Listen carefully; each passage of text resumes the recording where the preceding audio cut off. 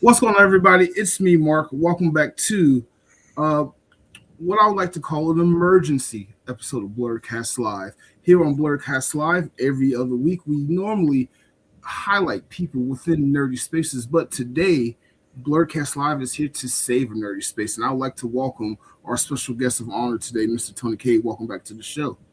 How you guys doing today? We're doing wonderful, and I would like to welcome my co-host with the most, the wonderful, the talented Joy Stevens. Let's have a moment of joy. Hello, everyone. Happy and excited, proud to be here to save my favorite nerdy space. I mean, I'm I'm I'm happy to be helping with this endeavor. Yes.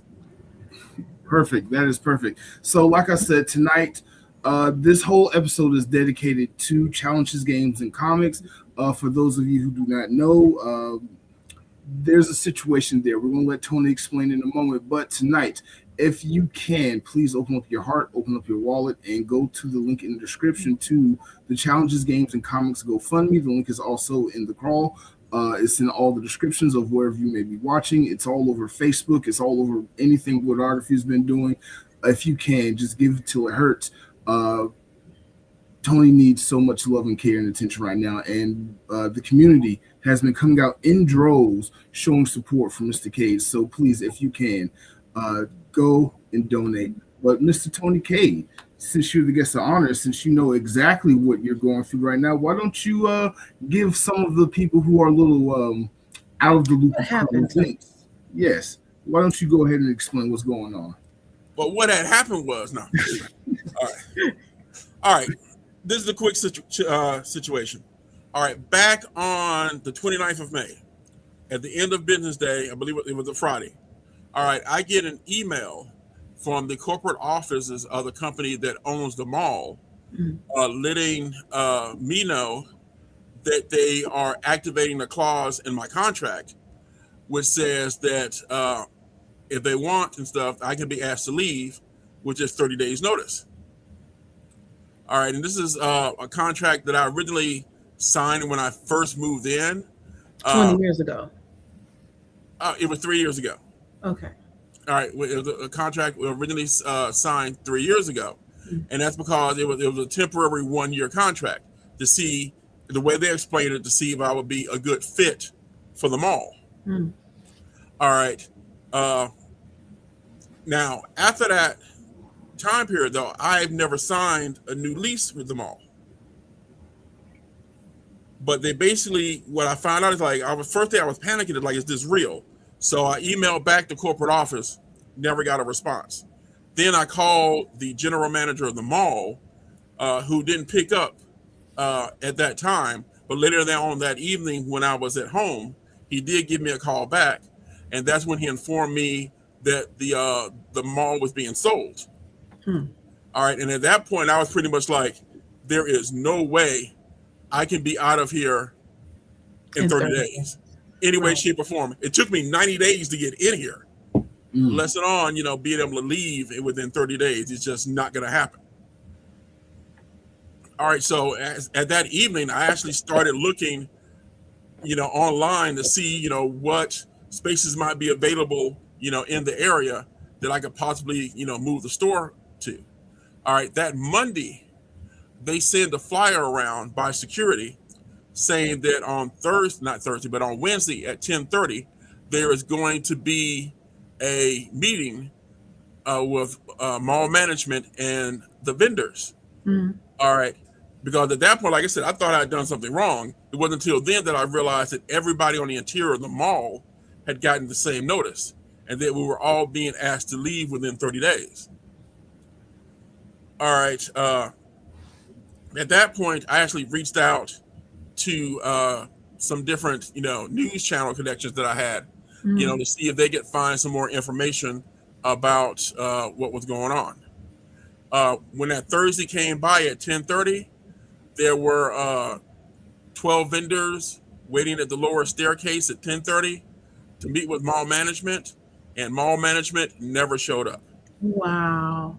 All right, we were told by security that they would be reaching out to us individually to talk to us.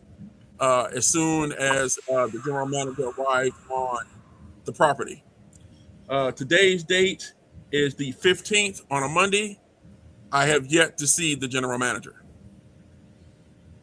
And so Still, at this point, we're like 15 days in to a 30-day, get out of here. So you got 2 weeks to vacate everything. All they're not. I mean, they you can't even like still be working on moving stuff out. Like technically vacate, but still have stuff there that you're trying to move. A little storage, something, week to week, something.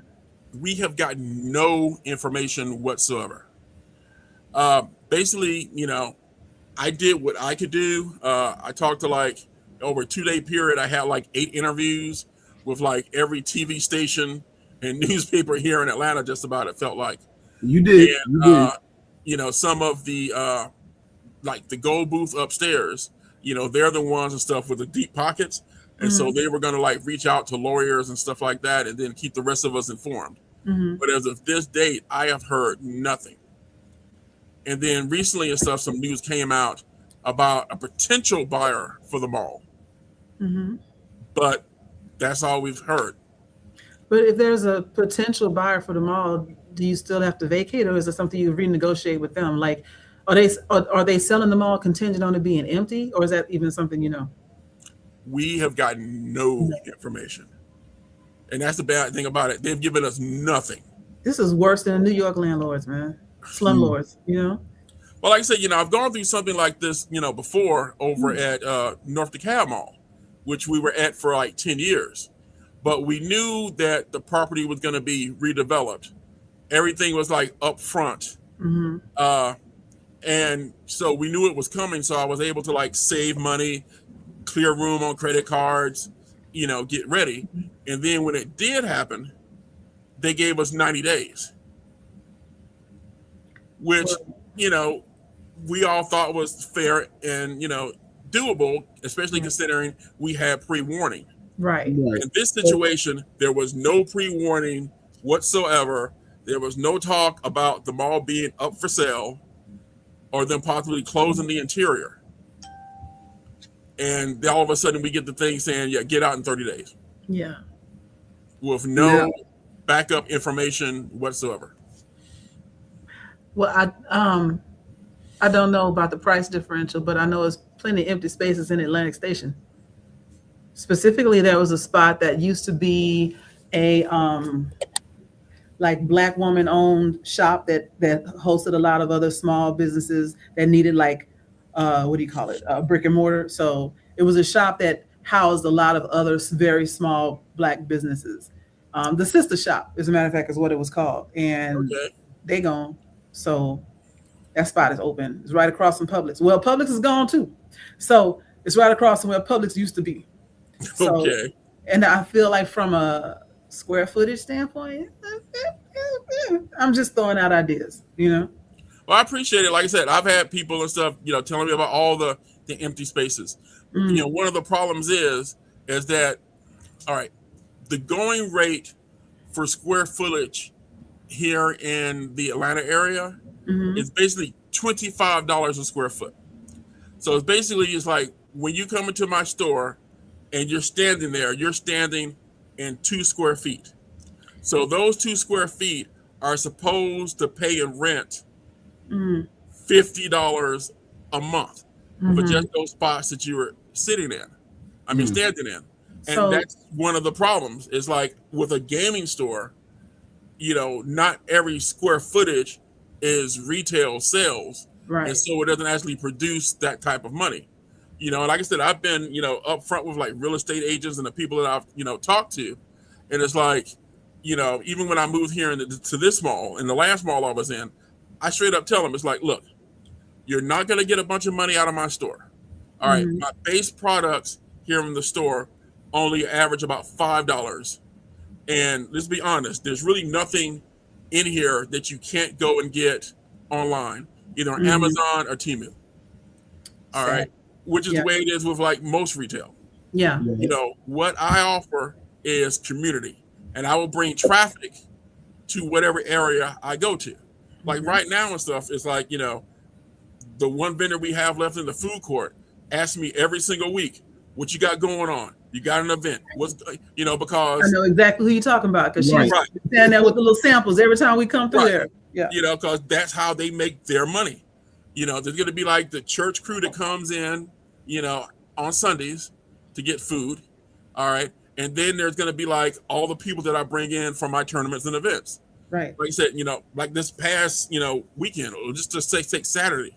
All right. We had a HeroClix tournament going on. We had Magic the Gathering meetup going on. We had Warhammer going on. And I actually had authors and directors that have worked on projects for the Marvel Cinematic Universe, doing a panel, and people showed up, for all those things. We were a packed house. Now, did I make $50 each one of those people in here? No. I'd be lucky, like I said, if I made 5. But the food court made out like bandits because those people are in my shop for like 4 or 5 hours, and they're gonna go over there and they're gonna get something to eat. So my shop is for the community, and I support the community around me. Now we're going to go back to the community in a second, but I do want to bring out a good point. Like, again, you said that you may not be making money per every square foot in your store, but you are providing not only a service to the nerdy community of Atlanta, but you are bringing foot traffic in to the area and to the local businesses around you. If you're not making money, definitely some businesses around you are, like the restaurant, the food court in question, even the bar upstairs. When I would go up there, I would just go get some wings and have a beer, and then come back down and play some Magic or something, or buy some comics, or whatever the case may be, what was going on. And on top of that, you have ASFE. You did 2 years of ASFE at North Lake Mall, and from what I remember, the owners at the time were begging you to do it quarterly because it brought in so much traffic. So you are doing great things for the community, which is why the community, like myself, is reaching out and doing everything that we can to help you and bring awareness to your situation. But I do want to ask, before we bring on our first guest, as of right now, with you only having 15 days left, what is your immediate plan? My immediate plan is to keep working. Like I said, we don't have a spot right now. I've put out bids. I've had offers. None of the offers are anything that I want to take. Like I said, I actually have representatives from Underground Atlanta pop up in the store and say, hey, we'd like to have you at Underground Atlanta. But my customers aren't going to travel from here down to Underground Atlanta. I've had people who have like places in historic buildings near Georgia State said, hey, come on down here, and we'll, put you right here at Georgia State, and, you'll have all those kids as your customers. And I'm pretty much like, don't they have a student center? Can they go play and do whatever they want to do over there? Bruh, no. I think you might be underestimating where your constituency lives. Like Underground Atlanta, you may lose some people that are used to like biking up to where your store is now, but you might gain a F ton of other people that won't come out to North Lake Mall, Right. Because I know even for me, mind you, I've gotten all my ink at your shop, but it do be a ride. And I'm just saying, think about that. I mean, Underground, and you got the name of Underground Atlanta, like that carries weight with tourists. Right. I'm just be a more heavily populated area. They're doing FIFA right now. In that area, you're gonna have nothing but traffic. You might lose a couple of customers, but what you're gonna gain because of the location alone might be something to consider. Even if you take the Georgia State route and do something around there, like that's where I go to work at. So like it's nothing for me to go up 75-85 to come to your store versus going to Tucker. Right. But I understand you have a bigger client base that's on that side of town that you don't want to neglect because they have been there for you from the beginning. And I do understand that, but they also got cars. If they're coming over there, they got to ride. Marta's more connected. It's not about cars. It's like I have heard from many customers. It's like even 3 years ago, we were offered a spot down in Ponce Highland, and they were just like, yeah, we don't want to pay for parking. Yeah, but Yeah. Ponce and Highland is a different situation. Like if I use the Atlantic Station example, you got 2 free hours in there. I mean, and then even if you come into play or whatever, there's validation because the movies does it. Or it's $5 to be there all night if they wanted to be gaming. You could be a whole secondary like franchise out from Battle and Brew and have Battle and Brew Atlantic Station or Battle and Brew Underground. And they also get them to finance you. Yeah. And I'm sure that I'm throwing out stuff that you've already thought through. I'm just saying it's a whole lot of other people. If you think about how people will come to you, wherever you are, especially the ones that are loyal. If they will drive all the way to DC for Blerdcon, then they could drive downtown. Well, I'm just gonna go ahead and put this out here and stuff. For years, I was on Memorial Drive here in Atlanta, and I left there 13 years ago. And I picked up a whole bunch of customers after I left Memorial Drive. Like I said, there's certain areas and stuff that people are more inclined to visit and travel to, or they feel safe there. Okay, that's fair. That's fair. Underground would not be that. Well, I wouldn't say that because they are changing up that area. I just saw they finally finished all the construction with a lot of the MARTA stations. 5 Points look like a different train station now. That area of downtown Atlanta is getting cleaned up pretty nice.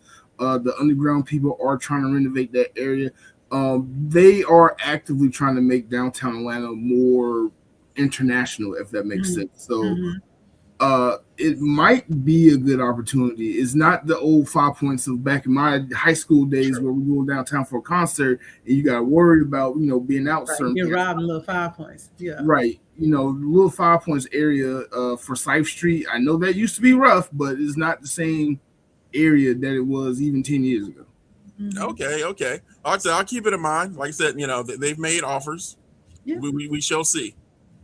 We shall see. But with that said, since you are here to help out the community, I would like to bring some of the members of the community up that have been fans in your corner from day one. I would like to bring out our special surprise guests, Ms. Marilyn Teague and Ms. Tanya Wood.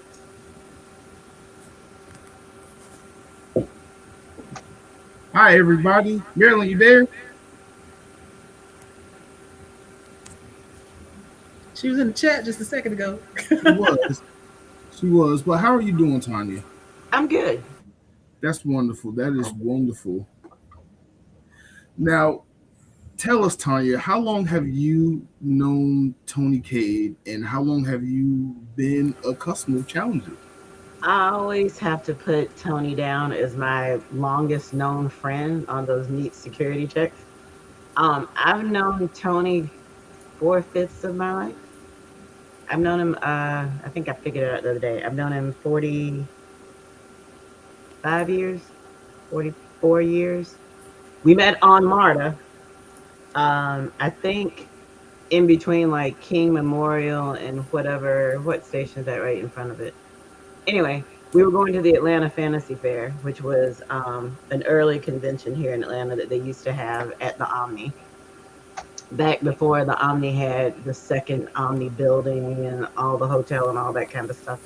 And we met on the train. I was just as a Jellicle Cat from Cats because I was trying to come up with a costume really quick. And I remember that I made, because I didn't want to be running around with just a tail, I had made this skirt out of an umbrella. I remember cutting up an umbrella that morning and being like, oh yeah, this will work. So I had this tattered umbrella skirt situation in my tail and my ears. And I used to have giant hair because it was the 80s and you would just spray it and pull it and spray it some more. And the goal was to be flammable. But yeah, so I met Tony on the train. And of course, he had his camera. He was you back in the day. Tony did a lot of photography at all of Atlanta's earliest conventions. And I'm sure he still has lots of photos from when people just made costumes and we made them out of all sorts of things. It was well before the days of 3D printing. The big name at the time, I think, was probably Joe Phillips, and Joe was using furniture foam and like latex house paint to make these giant monster costumes. But yeah, so I've known Tony a very long time. I think I've probably first shopped at the flea market location because I was at grad school, I think, when you were on Highland before. When you had the basement space, I missed that. So I think the first time I shopped in, well, back before it was called Challenges, back when it was a Dragon's Hoard, I think I first shopped at the flea market location, which might have been, I don't know, the late 90s, maybe. And like I said, before we were the Dragon's Horde, uh, the spot that we had was down on Monroe Drive near the Fox, and that's where we had a little thing called Midtown Studios. And Quantum Comics was actually one of the businesses we had there, where my buddy Don Hillsman, who was actually up here at the shop a little while ago, he was a professional skateboarder and comic book illustrator. He had his art studio there. I at the time was I had my photography studio, and my buddy Tim Cummings had the comic book shop, and I was supposed to be a quote unquote silent partner, but I wasn't very silent. God, So there's this been movie- many iterations. So I think I picked up at the Dragon's Hoard at the flea market, and from the flea market, you were in the spot that I think of as 31 Flavors. And then I think you moved to a bigger spot in the same shopping center. Well, technically, we were over in what used to be we were in the flea market. Then I moved to the next shopping center over, where the Kroger used to be. Right. And then when the flea market, one of the flea market vendors went and bought the building next door, he basically convinced me to come back over, and that's when we got our largest spot at that time, which was 2,000 square feet. And that's when Which had been a 31 Flavors when I was like in high school. that was actually 2 doors over. It was? Yes. Okay. All right. So you had the 31 Flavors. All right. Then you had the barber shop. Then you had something else, and then it was the payments. Was it the Merrill Norman? I don't remember. I think maybe it was the Merrill Norman. So yes, Tony has been in many different spots. Yeah, like I said, I've known Tanya since she was in high school. Yeah. Back when Stonemont High School was majority white. Yes. Most of the kids were what was it called? M to M. They were being bussed in. Yep. Way back in the day. Way back in the day. I remember my first time shopping at Tony's was, I believe he was at Dragon's Hoard at the time. And then you was outside of North DeKalb Mall for a bit. Then you was inside North DeKalb Mall. Whatever. The era of between when Pokemon came out, the card game, and Yu-Gi-Oh! Magic the Gathering, the later editions of that. That's when I started shopping with you and remembering you. We just had Miss Marilyn Teagues on. Marilyn, are you there? Can you hear us? Yeah, I'm here. Sorry. Oh no. Okay. But Miss Sorry. Marilyn, no problem. Miss Marilyn Teagues, she has also known Mr. Tony Cade for a while. Why don't you tell us a little bit about yourself and how you got to know Mr. Tony Cade? Okay, well, I'll make this really quick. I'm a native Atlantan person. I've loved, I go to all the science fiction conventions, starting with Atlanta Comics and Fantasy Fair. And then after that, I was at Dragon Con. I'm still at Dragon Con. I remember, I think we were at Dunphy's Royal Coach Hotel, and this little kid came up to me, and he was telling me about how much he loved comic books. And I said, "Oh, that's great," And I noticed that, there really were not very many Black people there, like me and him and one other guy, and one Black female. I didn't get her name, but don't know who that was. But anyway, it was just like, it was Tony Cade, cute kid at the time. I still cute, yeah. But anyway, I just, he I didn't need to tell him anything because he knew about comics and he knew about who the artists were. I really didn't know all that much. I was selected to be the chairperson of the Comics and Fantasy Fair for 1 or 2 years, straw boss. I didn't do much, but I love doing costuming and masquerades. And but Tony was, unique because he stood out. He was articulate, and he knew the business. He knew about comic books, and I just thought, that was impressive. And I only saw him like once, 2 or 3 days within the convention, and then I wouldn't see him again until another year later. And you know, um, he was okay. He was like a smart kid. Okay, okay. Now let me ask you, because I know you have a lot of funny stories of Tony. Do you happen to have, or would you be willing to share one of your favorite memories of Mr. Tony Cade? One of my favorite what? Memories. Memories. Oh my goodness. Well, that was just it. I mean, he I don't know if he knew my son. I think he knew my son, Chris White. The black kids kind of hung out together. Um, they just kind of ran around the convention, and I did know where they were most of the times. They would come and go, but I just had them, check in every now and then. Um, there wasn't really much. He didn't do anything outrageous, so I guess he just kind of blended in. What I mean by outrageous, some of the kids were a bit boisterous.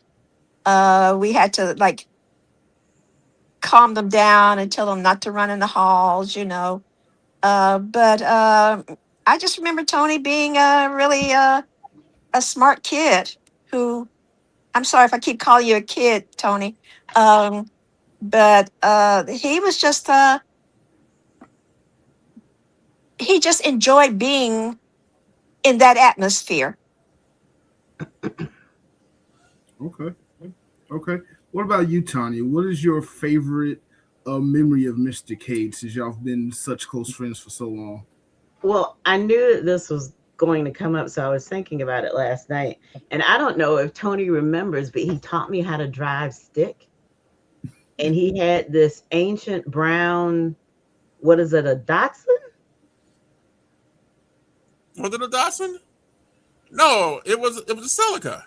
Was it a Celica? Yeah, it was a brown Celica. I just remember Tony attempting to teach me how to drive stick and us driving around like in my neighborhood late at night with me stalling it every time on the same hill. And yeah, there you go. My funnest random memory of Tony. That, and of course his one, I think you maybe cosplayed twice at this point, but at one point he surprised me and did a Blade cosplay, and he went all in.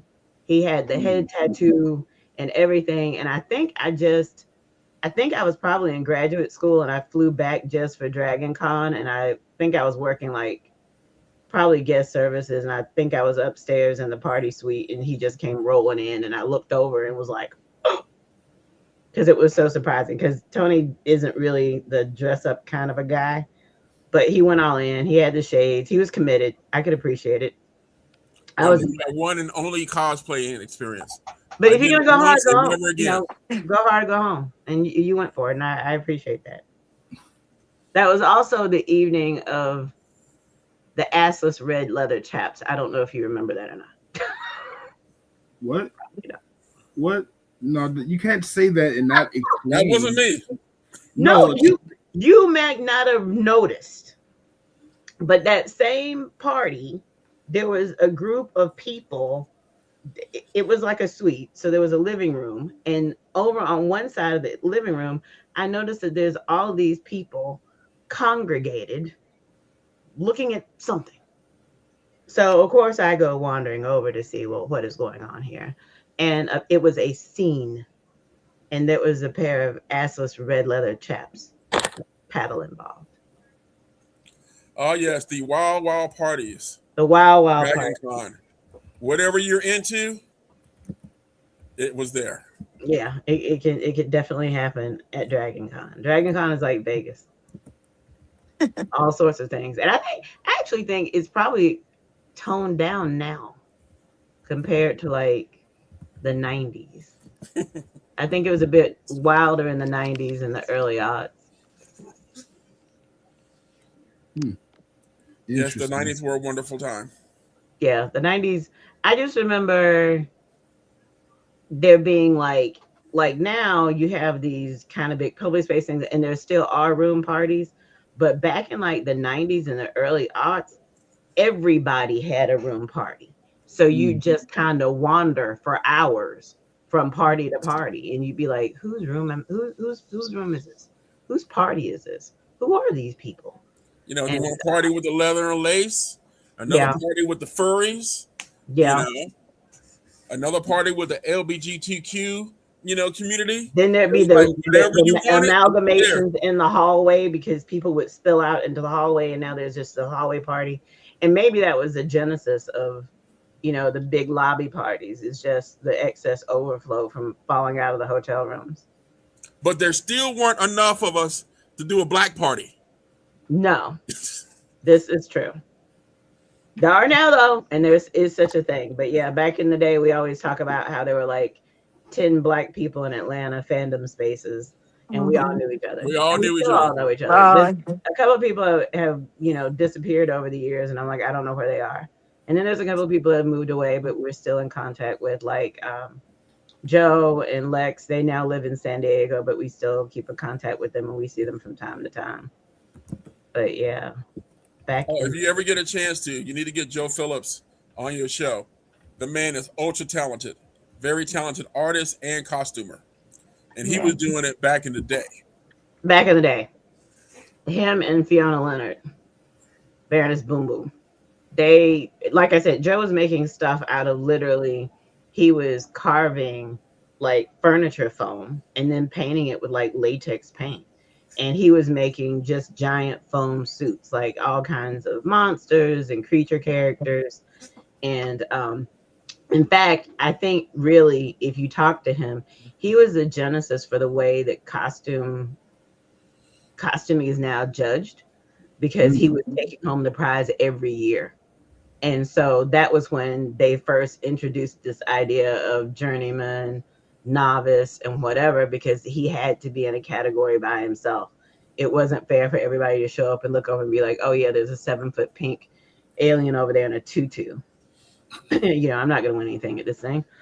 And so that was the first time that I remember seeing that. I think it might have been a fantasy fair. Remember they used to award the dealers bucks? Mm-hmm. And I think that was the first time that I recall that. Did we lose a picture? An early Dragon Con. I can't remember. Oh, there's some of us. There's Karen, Jordan, there's Don. Who's the person in front of you, Tom? I don't hear anything.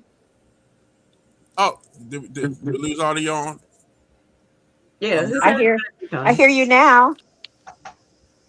But I don't. In front of me is Dwight Clark. Oh, really? And then of course there's Michael Daly right there beside me. Right. Okay. Oh, in that big picture? Okay. That doesn't look But like no, they actually like popped up today and surprised me. And I'm like, oh man, this is like the true OG crew. Yeah, I've never seen Dwight with a beard. That's why I'm like, that's Dwight. Gotta lean in close to the mic. That's straight there. It's like, how young do you think the youngest person in that group is? Oh, I'm going to answer because you said it in the pre-show, so I'm not going to answer. 29? No. In that group? 53? 30? I don't know. 53. That group? I'm saying 53. Yeah. What did you say, Tanya? I said 53. 53. The youngest person in that picture is 58 years old. Really? Wow. Yes. And that's Dwight. Dwight, who probably looks the oldest, is the youngest of the group. Okay. I did not realize Karen was that much older than me. I always thought that she was just a year or two. But then again, a year. I don't hear Tanya anymore. Is she talking? Yes. Yeah, she's talking. I'm waxing poetic, but yes, I am. And Karen is exactly 1 year older than me. We have the exact same birthday. No kidding. Wow.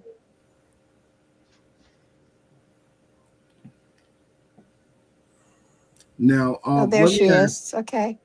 Now, let me ask.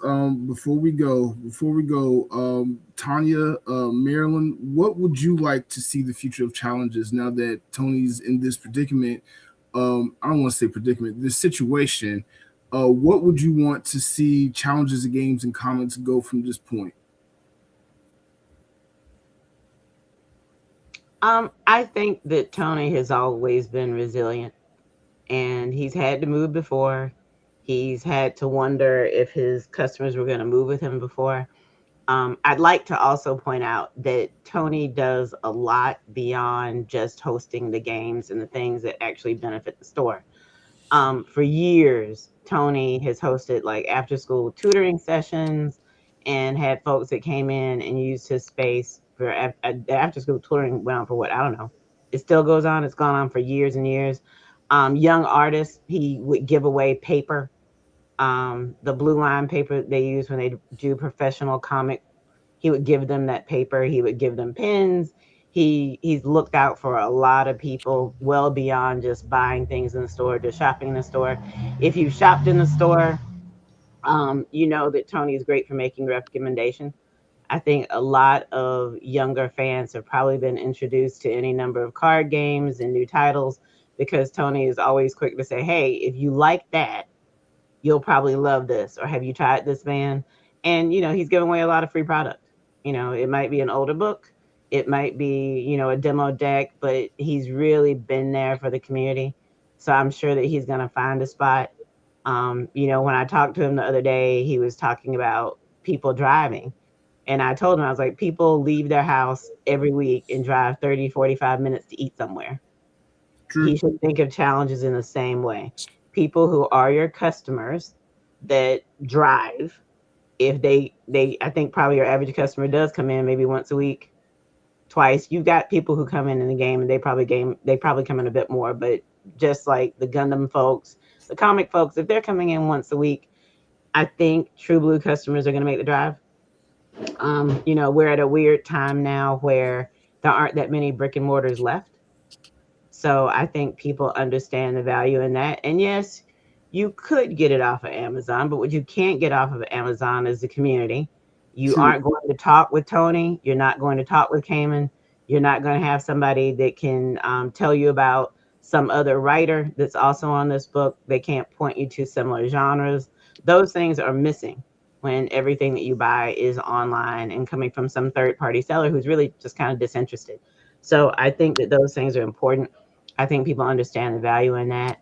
And, just hopefully he'll be able to, get the funding that he needs to make kind of a rush move. I mean, hopefully the mall will do the right thing. But, I'm always a pessimist when it comes to, certain entities doing the right thing. And when it's corporations and money involved, they're going to do the best thing for them. It doesn't usually matter to them. They aren't as concerned. So yeah, so I hope that he finds a spot. I've always been rallying for him to buy his own standalone building, because then you can do what you want. You can have the hours that you want. True. But we never know. Anything could happen. True. True. And he's been very fortunate. So I'm going to assume that fortune will continue to favor him, and it'll be fine. True. Marilyn, is there anything you want to add?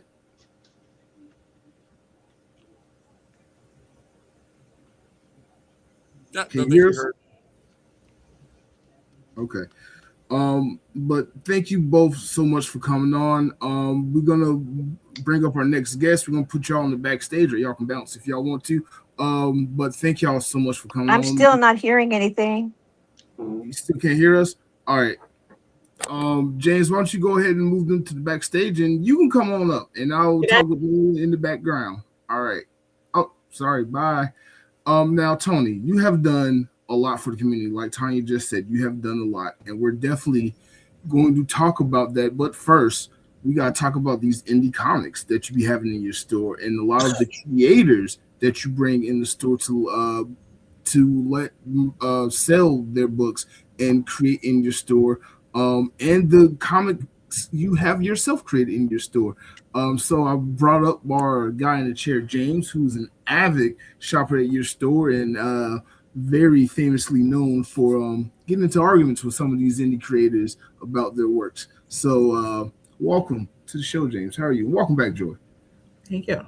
Thank you. I wouldn't say I get into arguments. I just point out facts.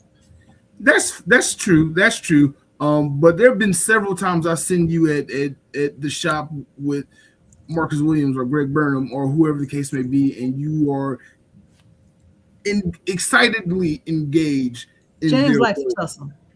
I don't know what you're talking about. That makes me seem like I just look for trouble. That is, I mean, the truth. That's what I meant when I said it. That's why you laughing. It's funny because it's true. I don't go. Are you arguing with me right now? No. But you ain't telling the whole truth. Checkmate. But let's continue this. Mr. Tony Cade, you created Terminus Media. There we go. It's right there on my tongue. Terminus Media. You have brought in so many different indie comics and writers and illustrators into your store. You constantly promote them. You created a convention just to highlight some of them. So let's talk about the indie comic scene. The indie comic scene right now is big, and I think you personally had a lot to deal with it. So why use your space, your nerdy space of your comic book shop, to help promote indie creators? Well, for one thing, people need to have a place and stuff where people can know that they could go and find the books. A lot of people come to the store and they want to support indie creators. And, by having my indie creator wall here in the store, I'm able, to provide them with the source material that they want.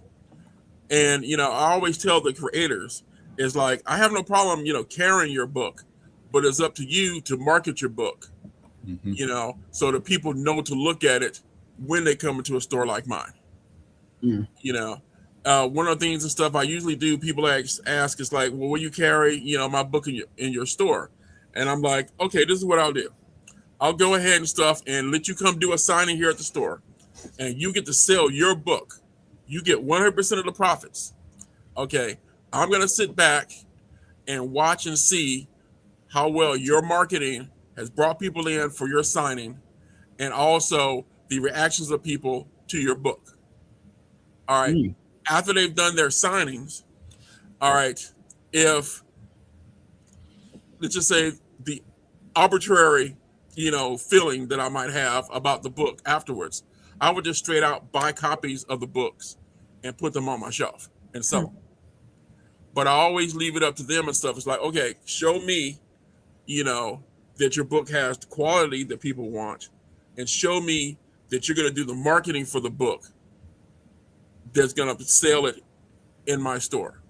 I always like to bring up Marcus Williams and Greg Burnham with Tuskegee Airs. These guys do a tremendous job of marketing their books. All right. And they will tell you that except for them, I have sold more Tuskegee Airs than anybody else in the entire country. But it's because they do such a good job of marketing it. And I make sure that I keep the titles on my shelf. And I repeatedly sell out of them and have to hit Greg up all the time for more copies of the book. They've only got 4 issues out, but those 4 issues sell like hotcakes. Yeah. Yeah, they do. Yeah, but they're good. They're really good. The work is amazing. The story is really good, and representation of Black people in comics, which is something that we didn't have a lot of, is really great. Have you had to reject anybody from letting them sell their books in your store? Yes. Okay. Because shelf space is valuable. Yeah. Okay. And, I'm already making space for the indie comics on my shelves. It'd be much easier for me to sell a Batman comic than it would be, especially if it's an absolute Batman, than like any indie title. All right.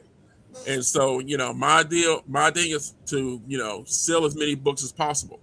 All right, it doesn't do me any good to put a book on the shelf and people look at it and they're not going to buy it. Right. That's why I said I give everybody a test. All right, I'm going to let you come sign in my store for free. Let's see if you can sell your book. After you have marketed that you're doing a signing here. And how well is your social media marketing? And who shows up? And then after they see your work, do they praise it? Or do they just put the book back down? Fair enough. If you do a horrible job marketing it, or people don't like the quality of it, then I'm sorry, I can't carry it. So I have a question for you. Let me rephrase it because I was about to be petty and ugly. Okay, I have another question for you. Go for it. What have been some of your favorite indie comics that you've discovered along, in the past let's just say the past 10 years? Well, of course, I'm going to mention Tuskegee Airs. Yes. That book, like I said, it's an awesome book. Shoot, almost anything that Greg writes is good. Sure. Just having Marcus's artwork on it, it's just a plus. Marcus is the devil. Every time I see him, Yes, he he's like, is. you should buy this gorgeous picture. And I was like, I don't have any money, Marcus. And he holds me up by my ankles. He's See? like, you got quarters in your pockets. And the next thing you know, Not I just got a me. wall full of Marcus's artwork that I never planned to buy. But Marcus is so talented. He is the person that I always say is literally printing money. He brings his printer with him to shows and everything. If something sells out, he will print more. And it's just print money. I bought some of those. I have definitely busted the piggy bank and took some money out of rent to get a couple of prints at a con, and you know what? It was worth it. It was definitely worth it. Yeah, I get a lot of compliments on the stuff of his that I have on my walls. Matter of fact, I have Afua Richardson on one side of my television, and it's a Love Jones inspired picture of T'Challa and Storm. No, Not Storm. Lakeita's character. Nakia. And they're like all lovey-dovey. On the other side of the TV is Marcus's version of Storm, and she's kind of side-eyeing this way, and so it looks like she's looking at them. And I see that's what I got around my television. It was really awesome. But so my okay. Besides Tuskegee Airs, or besides Greg and Marcus, what other indie comics do you favor? Definitely stuff by Robert Jeffrey. Oh yeah. I love Robert stuff. Especially like Route 3, and I'm not just saying that because I was editor in chief on it.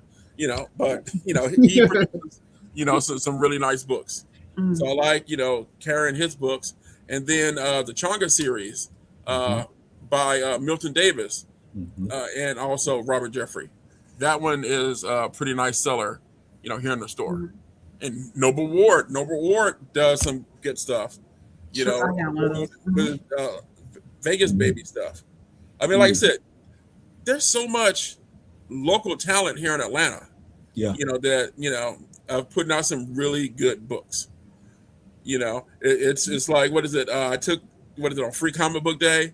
I took a picture with the guy that just had it here signing, just to show is like, the rappers get all the credit. We got to push some of these, indie comic creators out there too, because Atlanta has some really great talent. So my petty question was going to be, you don't have to name names. We don't want to drag nobody, but can you think of any comics that you thought, nah, this ain't gonna work, and maybe why did you think, or why didn't it work? Of course, now I can remember the names of any of them. Good. Okay, but basically a situation where the quality wasn't there, and it's one of those things and stuff when it comes to indie comics, especially right now. We're in the computer age, all right, and even though we do look down on everybody who uses AI, as we should. All right, we've got a situation and stuff where you've got the technology. You can put out books just as good, if not better, than those put out by Marvel and DC. Yes. Now, they've got the ability to market better than you and publish more titles on a regular basis than you. All right. But as far as quality is concerned, they have no advantage. Mm-hmm. So, you know, you need And to that used to be a barrier, but it's not anymore. And you can have a good story, Mhm. and you can have good art. Mhm. Well, let's say you have it on lettering. That subpar lettering will take away from the story, and it'll take away from the art. You've got to have like everything nice and everything together. Mhm. You know, like I said, if you can't find a good colorist to color your book, don't do a color book. Mm. Do it in black and white. You know, lean into that manga style. Yeah. You know, but put out a product that you're proud to put out that people are going to respond to. Yeah. Yeah, That's a and good speaking of that, the color part, I think some creators get lost in that they need to have color pages. I just finished reading Seventh Kingdom by R.J. Atkinson I was last about to week, bring that one up. and it is a phenomenal book. It's in black and white. Yeah. It's And it's wholly gorgeous. entirely and it's beautiful. Like I'm found myself like, wait, look what happened on that previous page, and I'm just staring at the artwork in there, more so than just trying to absorb the story. So like I said, I just finished it last week and probably started reading it again. But yeah, color makes things pop. I'm not going to deny that, but again, you can do great artwork in black and white. Oh yeah, Mm-hmm. I've seen some pages where the black and white looks superior to the color product. Mm-hmm. Yeah, And I'm Think like, about y'all should Sin just City. stuck with the black and white. Mm-hmm. yeah. Sin City's one of them. Since we're talking about the color versus black and white thing, this is off subject, but Spider-Man Noir just came out on Amazon Prime. Mhm. Loved it in black and white. It pops so much in black and white. I said, doing stuff in black and white, like I said, in itself is an art form, whether you do it in the comics or in movies. Right. True. It's an artistic choice. You mentioned some of the local indie comics and getting away from the big two. I remember when I first started coming to your store in 2016 is when I first started coming by, because it was the 50th anniversary of the first appearance of Black Panther in Marvel Comics, and they were doing variant covers, one variant cover every month to honor his 50th anniversary of being in Marvel Comics. Your store was probably one of the few that got those variants in every single month. And from there, I actually found Lion Forge and Excel and Noble, and I think a few others that I started collecting until those runs ended. So that pretty much, along with some of the people that we've already named, got me into looking for more indie artists to support and get into. So that I appreciate, because you tend to have things that a lot of the other shops in the area are not going to have. You mean like when Marvel came out with all those hip hop covers? Wait, Yeah. Time out. Your shop was the only one that had those. Time. What's up? I'm not an administrator, but I'm going to ask that you switch me with Tanya, because she got so much to say in the comments. I feel like she needs to be on screen instead of me for this comic book discussion. So flip us out. Welcome back, Hey, Tanya. So yeah, but I definitely wanted to bring that up because again, the hip hop variants, like your shop, I don't know what you're doing, something special that the other shops that I used to frequent aren't doing. Like, I'm not gonna name one shop, but the one shop I went to was able to get me all of the original run of Ultimate Spider-Man from Peter Parker to Miles Morales. And then when that ended, I started my first subscriptions were at your shop for the initial Miles Morales run that you had. Never failed. It was always there. Cyborg's run, which DC tried to push. Green Lantern run for John Stewart that was short-lived. I appreciate you getting in specifically all the characters of color, because those are the characters I care about. Those are the characters I gravitate towards. So yeah, it's cool to go to the wall and see what's up there, and see your Wolverine, your Batman, and everything like that. That's nice, but I can always hear about those stories at some point or another, but I'm looking for the characters that look like me, right? So I love the fact that you always had champions in stock. You always had Ironheart on the shelf. And like I said, Lion Forge, with all those titles that you had, though that was great reading. I'm still reading through stuff, even though all of my subscriptions have ended, a few years back. But I'm still going through boxes and boxes of comics that I have not yet finished reading. So that was just, and again, the community of just being in there and educating people. Look, you're a resource to me. I know a lot of people, a lot of cats that I've met in the community over the last couple of years are younger than me, but just the way we kick it, talking about how sci-fi has evolved from what we said, like 3 or 4 shows in the late 80s to early 90s. And now you hit a streaming platform and it's odd if they don't have a sci-fi or fantasy show on. So, right. Or how we would like wait that for the was big great. superhero blockbuster. And now that's every couple of months thing. For a minute, it was almost a monthly thing. Now you have to maybe wait quarterly. But I think that also goes into the conversation we always talk about not seeing enough Black characters in comics. Well, when the studios and the major publishers talk about those books don't sell, it's like with the Grammys and similar awards, it's really about what was ordered. So those books aren't going to sell if they're not being ordered. And so you've got somebody like Tony that's regularly champion and he's ordering those books when they're available. Whereas if you got a shop that's just kind of we're going to call it a mainstream shop, they are accustomed to being able to get by on the sales of, other books. We'll just call them other books that don't feature Black characters or any characters of color at all. And so there isn't the same drive and interest there for them to even go out on a limb and even consider those other titles because they're able to get by with Batman, Big Blue, the X-Men, and call it a day. Right. Like I said, I pointed out to many people on like many different channels that DC Blackout would have backfired tremendously.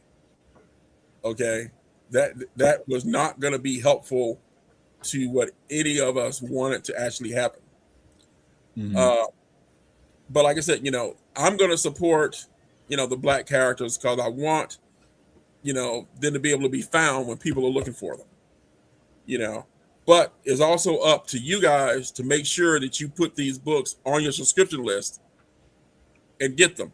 Now, I'm not telling you to get everything that comes out or something that just isn't good. Right. Like I said, I know a lot of us and stuff are, Black Panther fans.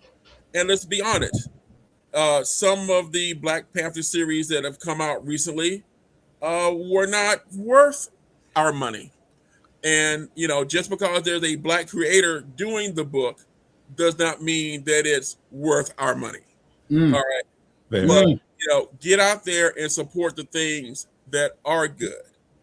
And I'm going to go ahead and throw that out there and stuff too. I'm going to raise my hand real quick and say that I'm probably one of the few that actually liked Ta-Nehisi Coates' run on Black Panther because of how different it was.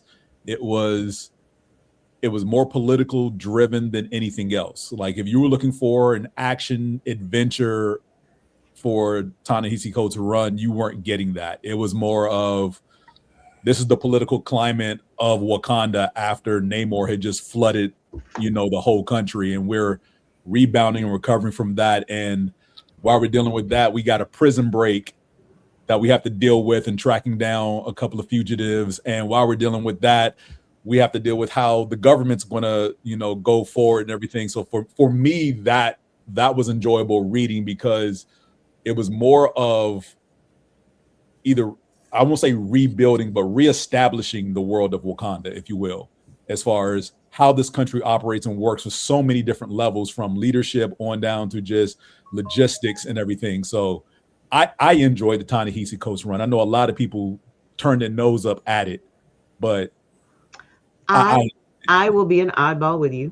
I enjoy those books as well, but I think that we're seeing a general evolution in comics all around where we've kind of gotten away from You know, I used to always talk about Smallville and the Freak of the Week. We've kind of gotten away from Yeah. the idea that every comic is really going to be this short 2 or 3 issue story arc where they're fighting this, you know, the villain of the week, or, you know, maybe it's somebody from the Rogues Gallery. And so I appreciated that difference. And I'm a fan of world building.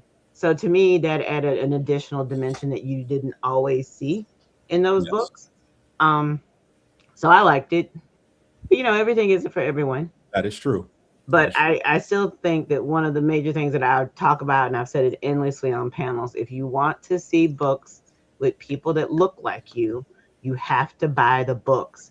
And that means that you have to find places like Tony's store that has those books on hand. You're not going to find those books, for instance, you might be able to find them on Amazon, but those books they're not going to have mass marketed commercials. They're not going to be presented to you on Amazon. You're unlikely to see it pop up as a recommended book for you. Right. It's not going to have an Amazon we suggest attached to it. So you have to make the effort. It has to be a thought process of, I'm going to go and investigate and I'm going to go find. There are plenty of publishers out there. There are plenty of platforms out there. When you guys were talking about color earlier, Tony has heard me scream this a million times. I was also involved in Terminus. I keep telling people, fans really want stories and they really want art. Sorry to all of my colors friends and all of my deep hardcore inker friends out there. There are really 3 components to the book, right? It's the story and the art, and then there's this physical thing. But the world is moving away from the physical thing. So I'm always telling people that if the holdup in getting your masterpiece out there is that you're trying to come up with some money for the color, let that go. Get the book out there, get the color later. And the thing that makes me craziest about all of it is that these same people have shelves and shelves of manga. It's all black and white, and Yes, they it don't is. care. So I'm not understanding this argument and the belief that your book that's a tenth the size must have color and a glossy cover, and it's got to be on slick, you know, acid-free paper. I am telling you, put your book out there on the newsprint. If enough people like your book, if Yes. you get some kind of tie-in media deal, it will be in color later. You can go back and color for the trade. Tony Yeah. knows I'm notorious for wandering through once every 2 years and getting a trade of something that I didn't read. You can get the trade in color later, but just get your stuff out there. Getting good quality content out there makes it available. It makes these other people shut up about the books aren't selling. People can only buy what's available to them. I always talk about a lot of the world's greatest art is trapped on somebody's hard drive and down in their basement. Only they've seen it and a couple of close friends. You've got to get away from that. There's too many people that'll be happy beta readers for you. Join one of these. Well, I'm not going to say that. I'm not going to tell you. Don't join any of those comic book things on Facebook and whatnot. They're just toxic hell. Find you some people offline. Yes. Go to conventions, talk to people, find some fans, show them your book.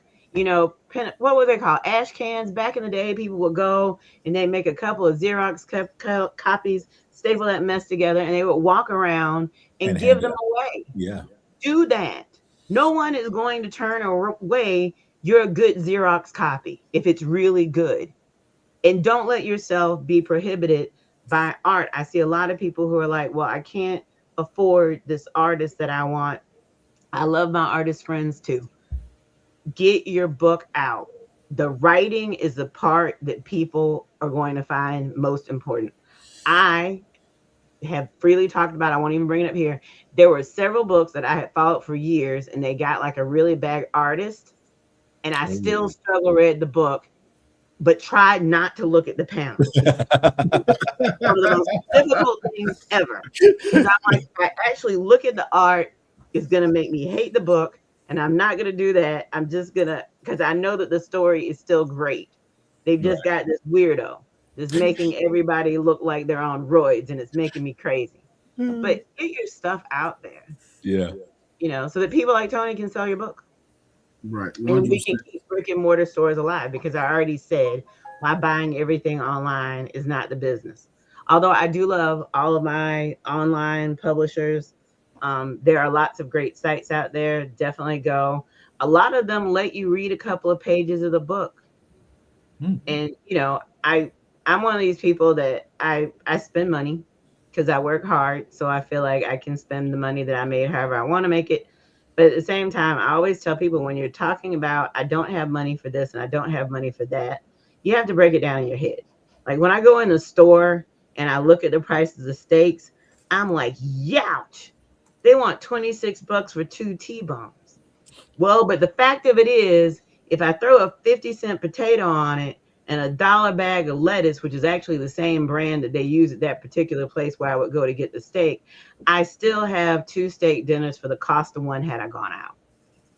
True. And you need to look at your comic consumption in the same way, or whatever it is that you do. If you do video games or whatever, I see people crying all the time about the cost of video games. Yeah, I think it's a bit crazy, but at the same time, if I pay $89 for the original game, and I've been paying it an entire year, and maybe every second quarter they ask me for $10, and the clock says that I've played for 3,200 hours. Okay, well then what did I spend per hour? Right. I've gotten well more than my $90 worth. And so you need to look at your comics and the stories the same way. We're gonna have an collection episode about editions, gaming. those special editions for $90, right? Yeah, you know me. Sometimes I'll go big, but I'm a fan of the base game.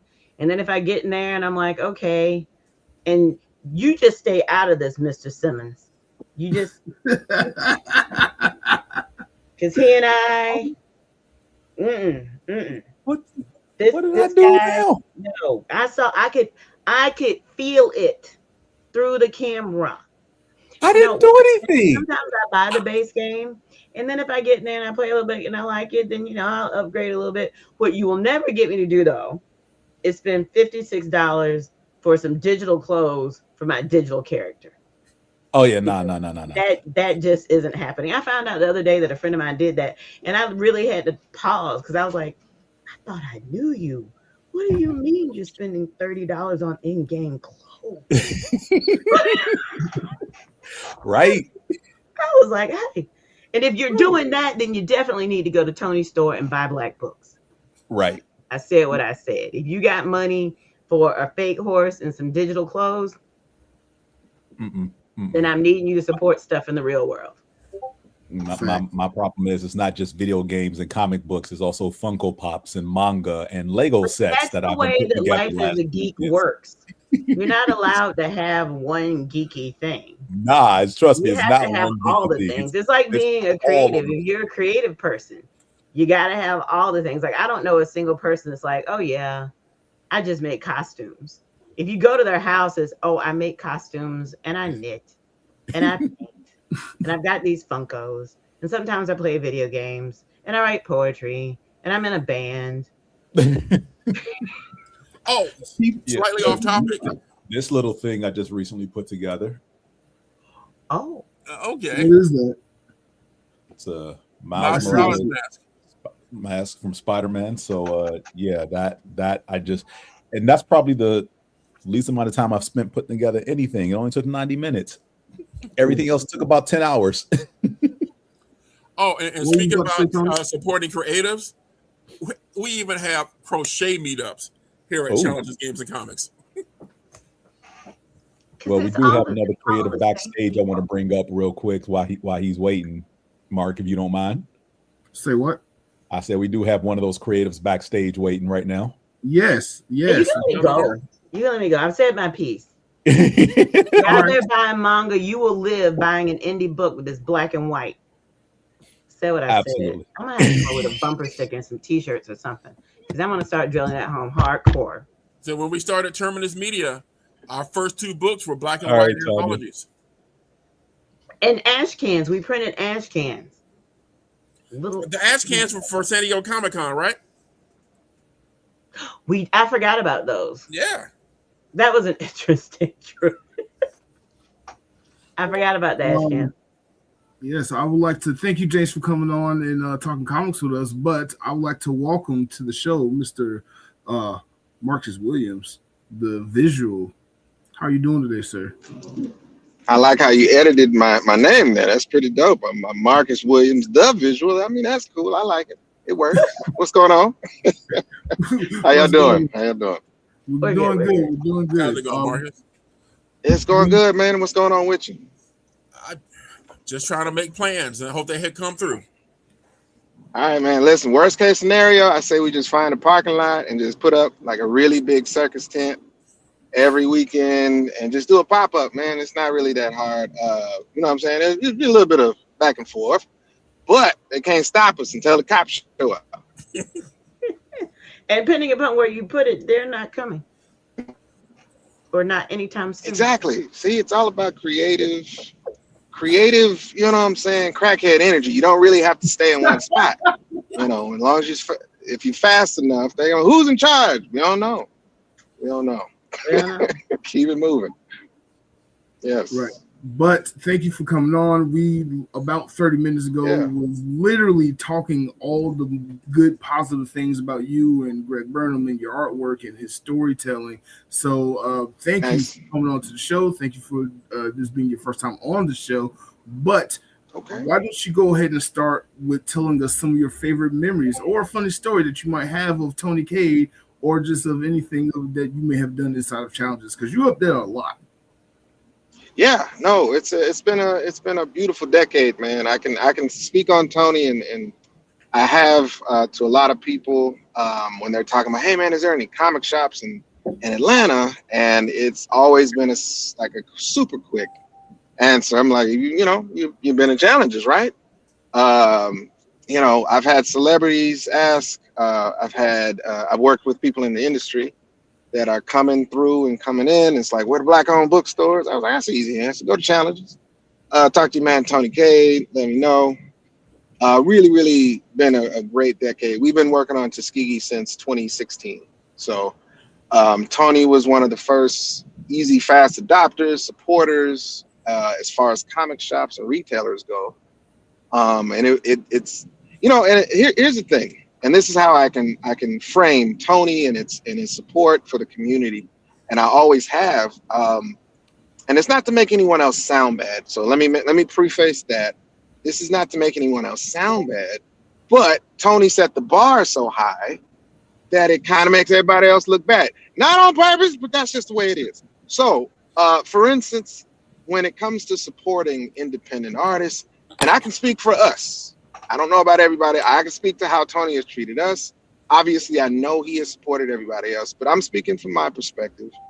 So when you're dealing with retailers, especially, let's say you got an independent comic, you're excited, you go to a comic shop, and we've done this around Atlanta, all the way to Gwinnett County and abroad, right? And you feel good. You talk to the owner and you're like, hey man, can I sell my comic book here? They're like, all right, we give it a shot. Give me 3 of them, So you're like, all right, 3, here you go. And here's the status quo. If you guys don't understand this, you may sell those 3 comic books, right? Through no effort of your own. It's just in the shop. You leave it there, hoping it'll grow and reach its customer base, right? In most cases, those 3 books have sold weeks ago. And the owner of the shop or the manager or whoever's doing the books, they will not say a single word. You have to go back to the shop and be like, hey, what's up, man? I'm just checking on them books. You got any Tuskegee Airs on the shelf? Actually, I think we're sold out, actually. Right. Well, when are you gonna let us know? I got them in the car if you want some more. Tony, on the opposite of that, would be like, I sold out yesterday. I need some more books. We're like, damn, all right, cool. How many you need? Give me 10. Okay, 10. Sold out of those. Greg, Marcus, bring some more books up. Right?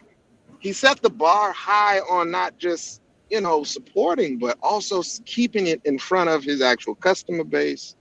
We had fans that could go to his shop, and we were confident to send people to his shop because he always kept us on tap, and it wasn't anything that we had to beg him for. It was just, that's what it takes to actually really support independent artists.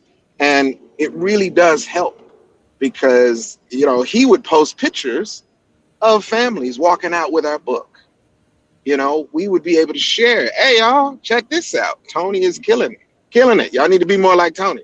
So that's the kind of thing where he set the bar really high, man. And it would be, again, I'm not talking bad about anybody else, but when you have to fight the actual comic book store manager to actually say, hey, I think it's successful. You keep selling out. Do you want to maybe increase it past 5 books? No, just give me another 3. Okay. Oh, all right. We'll be back, I guess. You let us know, though, when you're ready. And for instance, there was a time when we started putting posters packaged with the comic book to kind of make sure people saw the books on the shelves. And it worked really well. Like, we had people coming, you know, from all over collecting because we put different posters. This is a game. I'm giving this away for free, y'all. You know, and the posters were collectible, you know, kind of like Pokemon cards. Like, you had to go to different shops to collect the posters. We never had to do that with Tony. It was working for these other shops, and we got to set the price a little higher than just the price of the comic. And it would work. They'd sell out, and then we would hear crickets, man. They never update us. We had to go back in physically, drive to these shops and be like, hey, we checking. I don't see the book on the shelf. Oh, yeah, we sold out, man. When? It looks like 2 weeks ago. Right. Wow. Right. I have this thing called a phone number and an email. You could always use that. Let us know. Never had to do that with Tony, man. So respect and always, man, support goes to Tony with anybody I've ever talked to that's ever asked about who do I go to, where do I start. Every independent comic creator that's aspiring, I'm like, you got to find the right store. You got to find the right, you know, retailer that is going to support you. So my hat's off to you, man. All respect, Tony. You know, it's not a hard thing to ever support this man or send support his way. So it sucks what's going on with that shop, but like I said, man, you're gonna have to find you a park and just, you know, pop up. We're just gonna have a pop-up tent and just keep it going, man. You know, if you're okay with the flies or anything like that, Nats, heat, we're gonna get you some fans, whatever we need, man. You need your own location permanently, man. Somewhere where, but it doesn't really matter where you go. I'm gonna keep supporting you. I'm gonna keep sending support your way. He supported us over this 10-year plus. So that's the kind of, you know, retailers we need everybody to be connected to and everybody to show support to. So much love to him, man. My hat's off to you, sir. You're a living legend is kind of where, you know, you're gonna have to get you either a chain. You okay with wearing necklaces or chains, Tony? We gotta get you a chain that says living legend. We gotta work on that. All I said right. statue. Sounds good. We need a statue of him somewhere with like a stack Somewhere. of Yeah. Stone Mountain. You know what? We've been meaning to fix that issue with Stone Mountain. We can That's immortalize good him stuff. there. Let's carve him on the mountain. That's Before you good go, stuff. Mr. Williams, the visual, Mr. Marcus Yes, sir. Williams. Yeah. It might be presumptuous if I ask this, but I'm only asking this because of what you just said about how you got started with putting your book in Tony's store. But do you think Tuskegee Airs and you yourself will be as successful if you hadn't gotten your books inside of Tony's store? So I'll break it down in terms of the business side. So comic book shops have to sell at retail. So they buy the book. We have to sell the book usually at a wholesaler price. Okay, so we're not actually making as much money when we sell retail. Okay, it's a common practice. It's like marketing. You know, when you're trying to market, you don't always make the money back. It's a system of saying if you pay for a billboard, that billboard may cost anywhere between $1,500 to a couple thousand, depending on the location. But you can't quantifiably equate. I just spent $1,500, so I'm going to get $1,500 back, right? Retail has to buy at wholesale prices. You have to sell you have to put your book in the store at a lower rate than what you would sell it a lot of times, on your website or in person. But here's the trick. Plugging into a proper retailer like Tony and Challenges, right? Like everything I just mentioned, it's not just about getting money back. So it's hard to say, would we have been successful? You have to quantify what is success. Financial success, we make, a lot more money per sale every time we go to a show if we're talking about making financial gain. Plugging into a retailer that actually supports your vision, your comic, you as a creative, is not just cash quantifiable. So I would say absolutely it's imperative to plug into people that support you as an independent by doing more than just making sales. Tony upsells to people that he's plugged into. These are new customers looking and searching for the proper product. So if you have two parents coming into the comic shop, Tony isn't just selling them, blood and gore if they got two kids with them, two little kids, right? So a proper retailer talks to their consumer and says, well, what are you guys looking for? Man, do you have any, safe comics for my kids? Preferably anything that features Black characters, and Tony has a whole plethora, of independent comic creators. And we're a part of that list where he says, I got the just thing. So it's not just about that. Now you've created a fan who would not have. And again, I have a really strong belief that there's a customer, and then there's a fan. If you actually make a fan, they function similar to a customer, as in they buy the product, but a fan will actually follow your work and your product for years to come. And we're not there to do that job. Tony is. He's actually saying, I got just the thing for you and your kids and your family. Have you heard of Tuskegee-Airs? Right? That's kind of really hard to quantify in terms of, if we didn't have a retailer like Tony, would we have had the same impact? There's absolutely no way to say, would we have the same reach? No, because we don't have a store. We don't have a shop. Families aren't coming to my house. You know what I'm saying? I'm not selling books out of my house, right? Even if we have a website, you still don't have that personal interaction where the parents can actually trust the person that's selling them this book, to say, yes, this is for you. So I think it's very important to say it's not just financial success. We do that as much as we can. That's why we go to so many shows and we travel over these last 10 years. That's the kind of stuff where, we have to look at it as a synergy.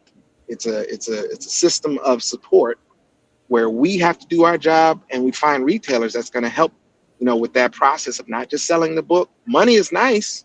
We just roll that back in. Again, it's marketing in terms of business, right? But the real key is Tony knows his consumers, and he can actually plug in and get our books to the right place. It's not just about selling, hey, you like Black kids, no, it's like, hey, this book is what you're looking for. So I think it's crucial.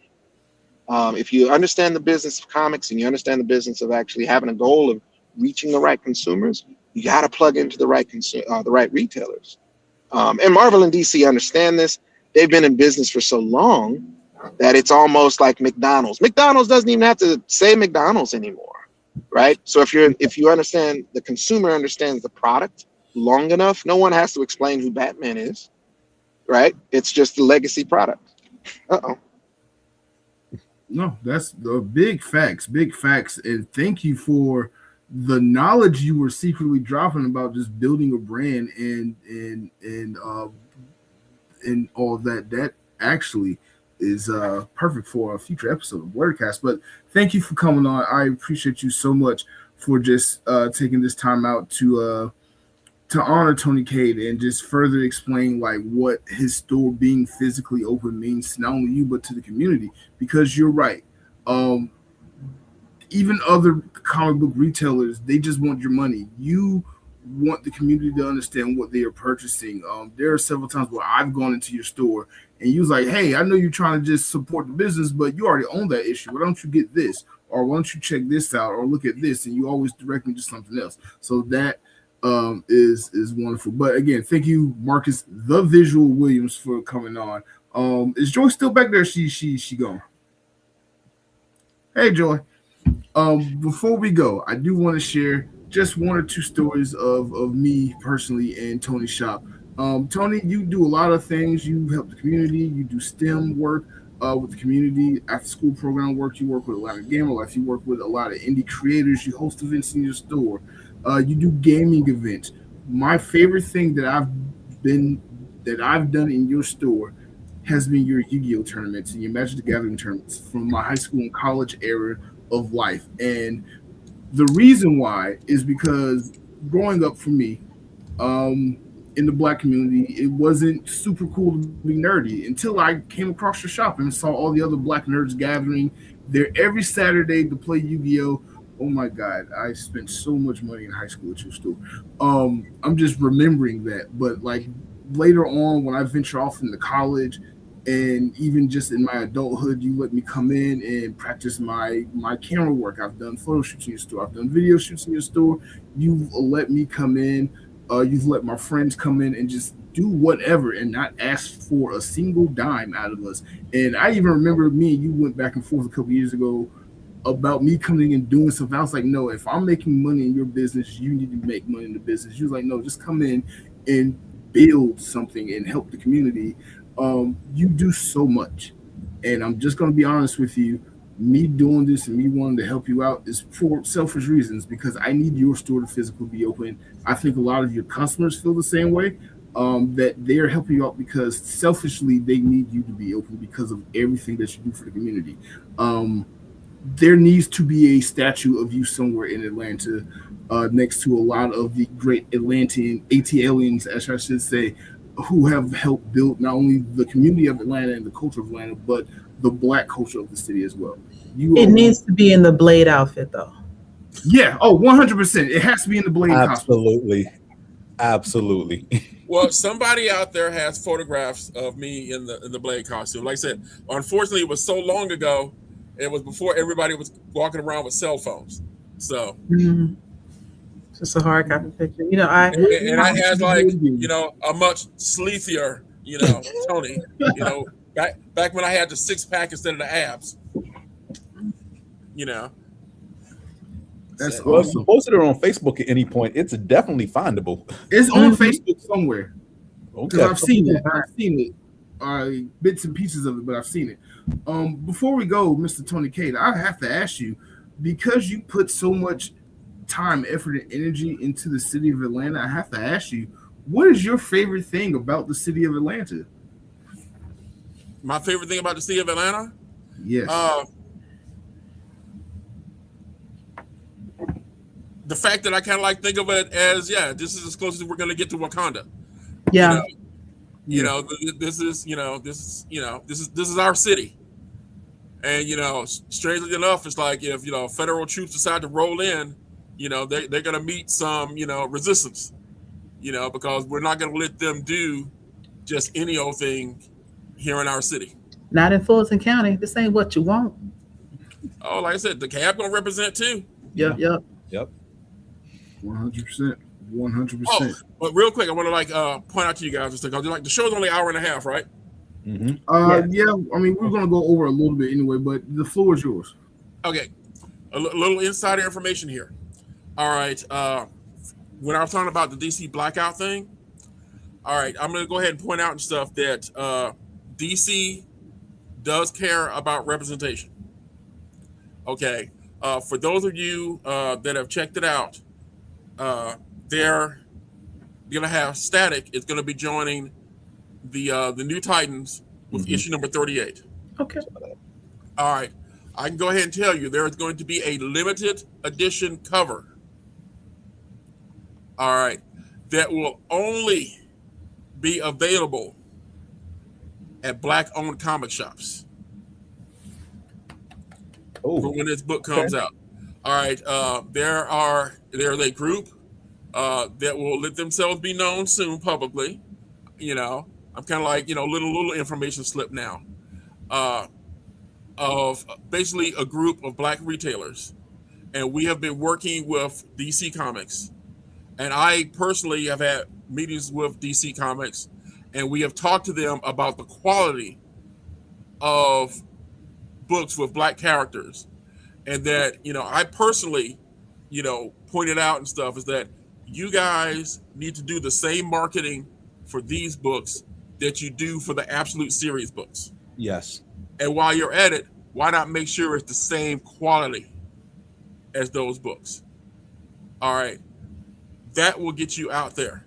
All right. When they did the new history of the DC universe with the Dakota incident, they literally did not expect that book to be anywhere near as successful as it was. They said they were extremely surprised. And that was basically because of the social media marketing that Joe Illich did. Imagine if the company itself had actually done that type of marketing. So they do hear us.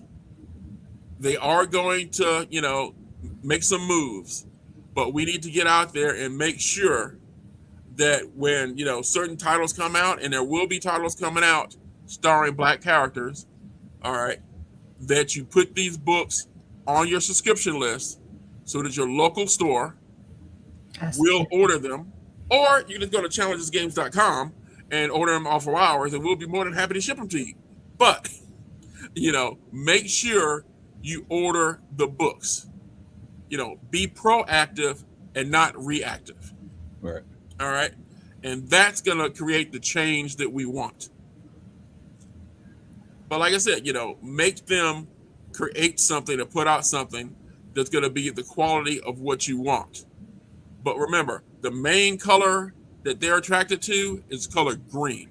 Yeah. Right. All right. That's going to be on the publisher level. That's going to be in a retailer level. All right. I order more, of our stuff than anybody else, except for a few other Black-owned retailers, because I know I can sell it. All right. We need to convince the other store owners that it is worth their time and investment to get these books in. Why should I order this book instead of whatever the new hot Batman is or the new hot Spider-Man is? Because let's be honest, those are the two hottest books anybody ever cares about. Right. X-Men isn't even as hot as it was anymore. So when the books are out there, get out there and support them. Don't complain. Spend money on it. And that will get their attention. Put your money where your mouth is. Absolutely. Excellent. Yes, excellent. I'm glad to see DC doing better, because the last time I tried to get into DC Comics, it was a Cyborg run and a Black Lightning run. And the Black Lightning run, I was mad, was only 6 issues because it should have been longer. It was a well-written story. 6 issues was not enough. I was pissed when I found out that, because as you pick up the comic, and it's going to be short because they put literally 1 of 6 on the cover. Right. And I'm like, this is some BS. And the Cyborg run that I read, I was really trying to get into it, but the person who was writing it did not understand Cyborg. The art was phenomenal, but the story was, this person did not understand Cyborg at a base level of just being who and what he is. Because I don't think it was a person of color writing Cyborg at the time. Probably not. And then to your point about the 1 of 6 run, it sounds like one of those things where they say, we'll give it a trial and we'll see how it does. And it's only going to be 1 out of 6. And even when it does well, that was nice. We're not going to renew, or we're not going to expand. And then a year later, they'll go, well, it only did 6 issues. We're not sure if it could go any further. You didn't give it a chance. It had a following. It had people looking for it. You cut it off at 6 and then blamed it for being 6 long. That's systemic racism. Right. And that's been the issue with Black Lightning, because Black Lightning has never had a real long run throughout the history of DC Comics. It's always gotten short runs of, maybe a year or 2 max, but nothing long standing like everyone else has. Now, the number they look at, like I said, a lot of times, like I said, they are expecting the books to fail. Yeah. We need to change their expectations, and don't just go out and buy the first issue. Yes, everybody goes, I get the first issue. They think it might be the first appearance of some new character or a collector's item issue, blah, blah, blah. All right. People out there who enjoy reading comic books, don't let the speculators control the market. Get out there and read the books. If the book is good, tell your friends that the book is good so they can get on the subscription service. Don't just assume that your comic shop is going to have it on the shelf when you come in to get it. You got to let them know that you want the book by adding it to your subscription service. Because if it's on your subscription service, it's automatically going to be ordered from them. They don't go by and say, oh, well, we don't really think he's going to pick this book up, so we're not going to order that many. If you make the commitment to the book, they automatically make commitments to the book. Perfect. That's really good. That's really good. And let me ask you this before we go. Two questions. How can someone get on a Challenges Games and Comics subscription service if they are interested in doing that and pre-ordering some comics through your store? Oh, see, it's this really complex thing. You go to challengescomics.com, all right, and you look right up there at the top, and it will say comic subscriptions, and you click on that button. Perfect. That's very easy. Very complex situation. It's so easy. I did it as you was explaining it.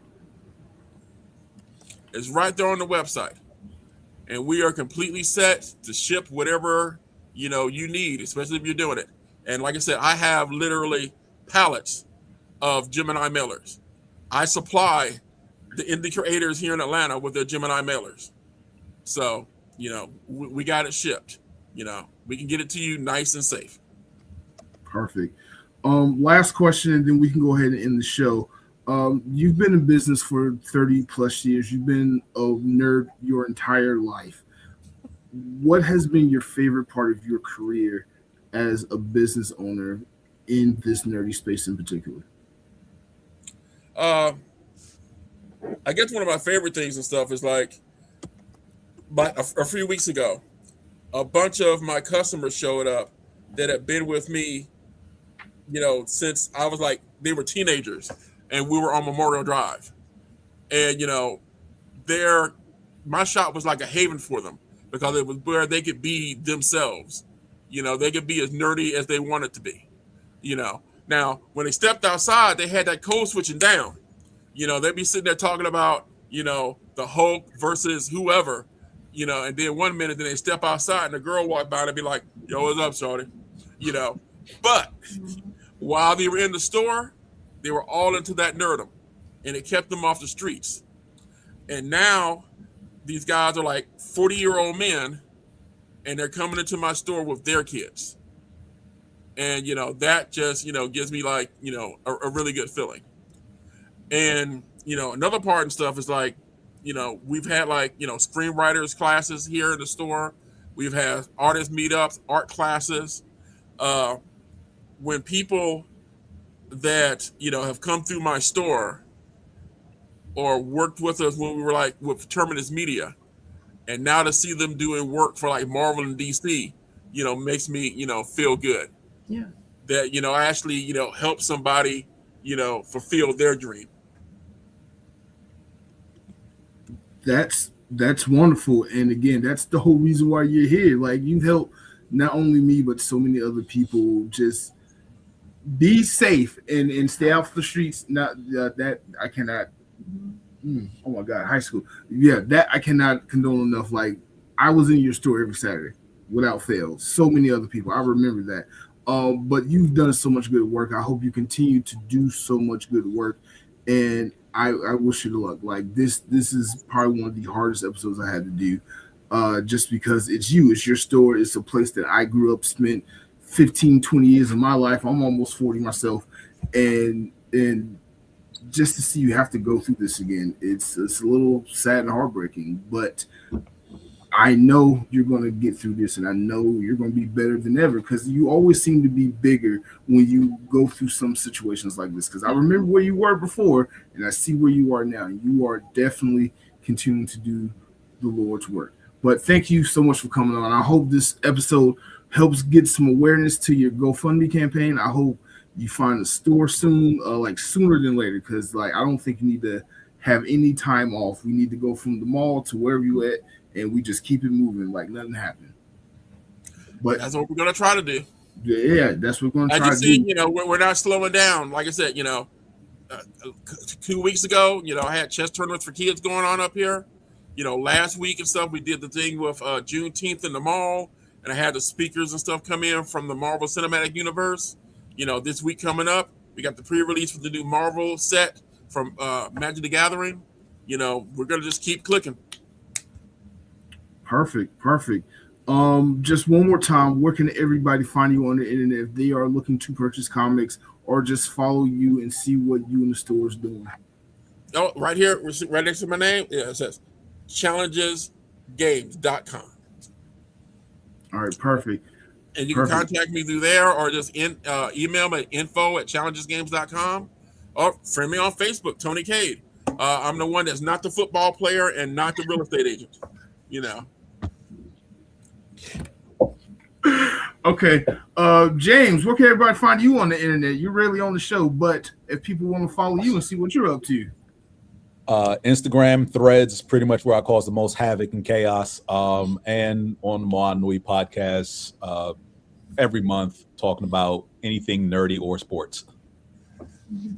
All right, perfect. And Miss Joy, you get the last. You can find me at Joyride08 on Instagram and Threads. Is where I do most of my stuff. Or you can't find me. Don't look for me nowhere else. Perfect. Hey, Joy, when are you doing a show when you're going to show off all your ink? So the ink is in places that require, some levels to it. I thought there was an after dark show. Wasn't there an after dark show you guys do? Moana Nui After Dark does Okay. it. You know what? I may not show it in real life because we talking torso and hip. I can show you my. I can never show this tiger correctly online, but that's the tiger that I got in the back of Tony's shop. That was the first one I did, the Yin Yang Tigers. There's a gigantic dragon on my torso that I got in the back of Tony's shop, and now there is a mermaid, and I just added a moon to her landscape. There's a Mami Wata mermaid on my butt that I also got in Tony's shop, and I'll put pictures of those the next time. But you can, if you find me on Threads or on Facebook, I put up pictures of all my ink. Mm-hmm. Perfect. Thank you, and Flores. Perfect. But thank you all for coming on to the show tonight. Tony, again, I wish you so much success. But for everybody else, this has been Blerdkast. Join us next week on Monday, 8 p.m. normal time for Fathers in Nerdy Spaces. That is going to be a very fun and interesting episode. And then we have so much more interesting things coming up in the month of July while we're in this convention drought because of FIFA. But anyway, that's the show. Later.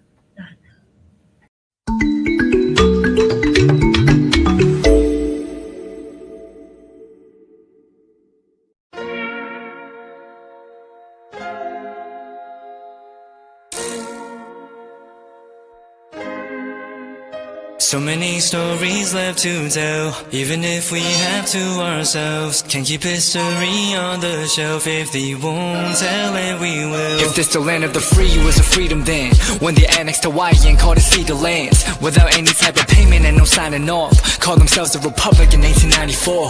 1.2 million acres overtaken from the native Hawaiians. When they resisted, the West retaliated in violence and erasure. The Hawaiian language is banned as part of colonialism's plan to expand, Stuck between a rock and a hard place. Multiple bombings of Kaho'olawe as a part of their ongoing war with Asia. Used it as a place for target practice.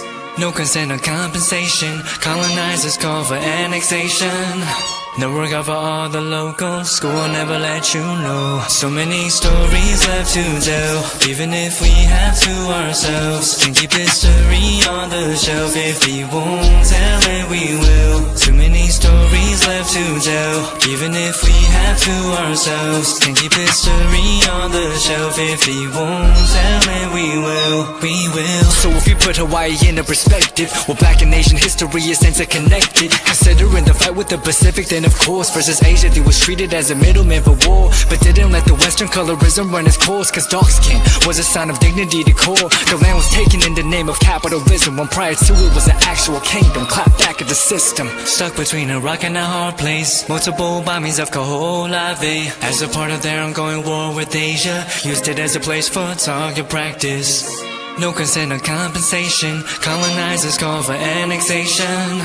Then work out for all the locals. School will never let you know. So many stories left to tell. Even if we have to ourselves, can keep history on the shelf. If he won't tell it, we will. Too many stories left to tell. Even if we have to ourselves, can keep history on the shelf. If he won't tell it, we will. So many stories left to tell. Even if we have to ourselves, can keep history on the shelf. If he won't tell it, we will. Too many stories left to tell. Even if we have to ourselves, can keep history on the shelf. If he won't tell it, we will. We will.